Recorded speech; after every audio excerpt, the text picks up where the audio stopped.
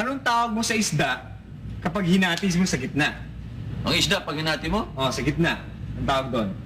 is? Ang is. Hinati mo yung isda, di is o da. Hindi. Totoo, hindi yun yung Ay, tanong ko. ba. O, halimbawa, kunwari, yung bango, sinati mo sa gitna, ang tawag doon. Daing!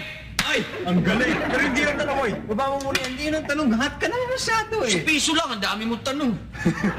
Umpisa pa lang yan. Ito yung tanong ko susunod, di ba? O kung ang isda, pag hinati mo sa gitna, daing ang tawag, di ba? Oh, daing. O, ano tawag mo sa isda pag naging dalawa? Pag hinati mo sa dalawa? Dalawa? Oo. O ano? Sagot! Kalahating isda? Doon ka lang! Hindi! Ano? Oh, di ba kung ang tawag do sa isda pag hinati sa gitna, di ba? Daing. Daing. Pag ang isda, hinati sa dalawa, edi tuna. Tuna. Kanina ang pera ko, piso lang. Ngayon, tuna.